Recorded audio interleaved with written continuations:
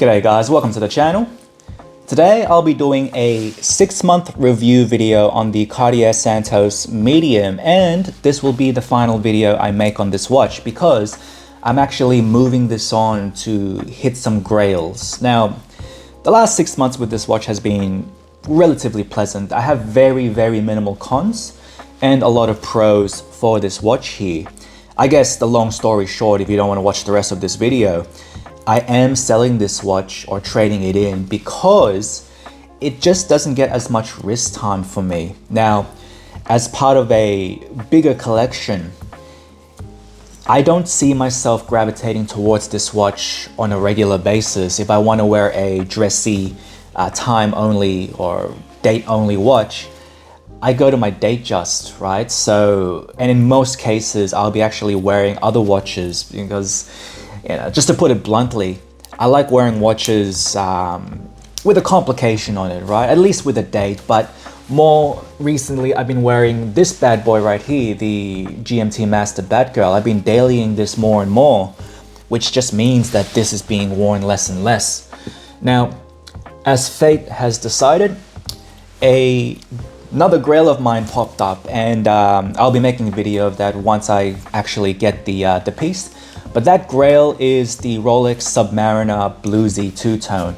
So they don't come around that often for a fantastic price, and I so happen to have found one through one of my favorite dealers, if not my favorite dealer, as of 2024, as we're coming to the end of 2024, and put a deal together and gonna see it tomorrow, and hopefully everything goes through no problems. But back to the Santos. 6 months ownership, it has been relatively good. Now, the pros to this watch is that it is a very accessible, classic, timeless design, time only. There really isn't another watch out there that kind of competes with this in a sense. Probably talking to Datejust 36, an Explorer 36.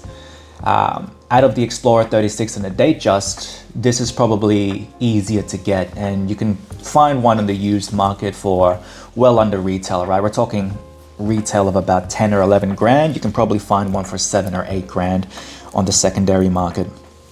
So that's a nice option to have as well.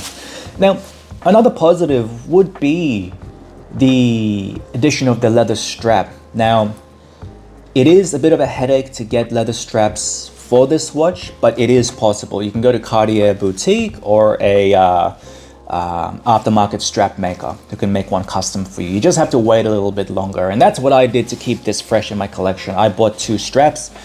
Didn't turn out well because I didn't end up wearing it on the strap. The bracelet is just too good. It's just too good to just not wear on a bracelet.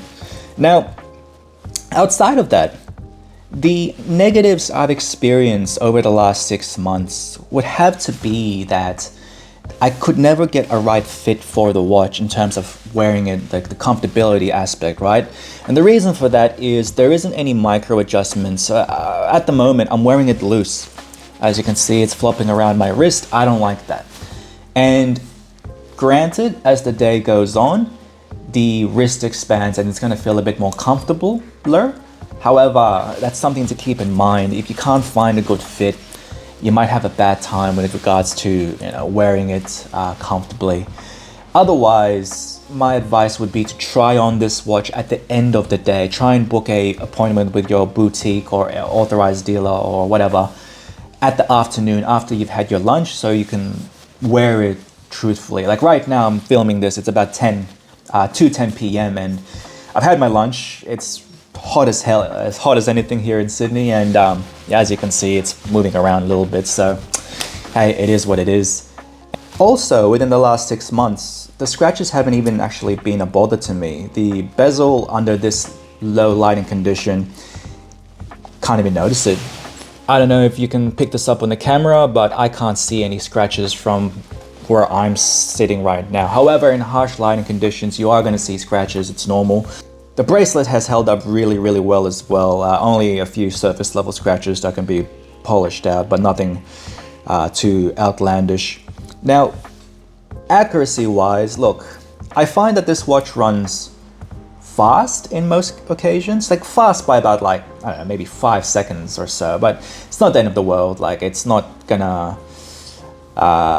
be a factor to put you off this watch here. So accuracy, look, it's fine. Water resistance wise, look, I haven't been able to wear this in the pool, and nor would I.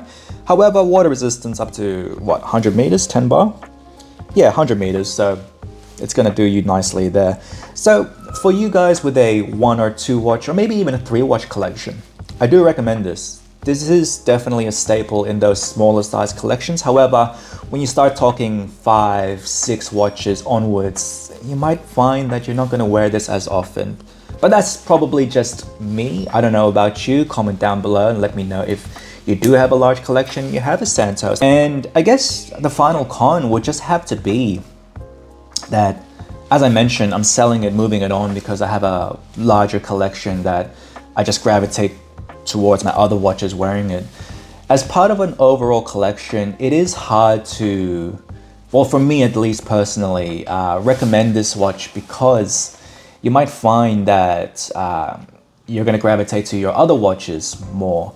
It is just a time only. This is the medium, but if you get the large, you do get the date.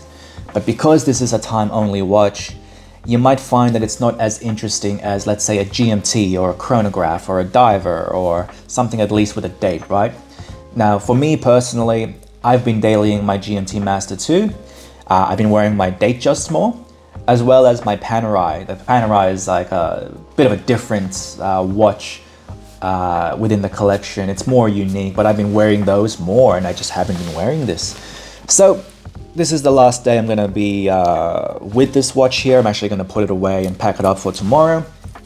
However, I do still recommend this watch, and maybe in the future I might get a green dial or a blue dial just to spice things up a little bit. I'm still open to rebuying this watch in the future. It's just that my philosophy now is try to hit some grails while I'm still young, enjoy as much time with them as possible.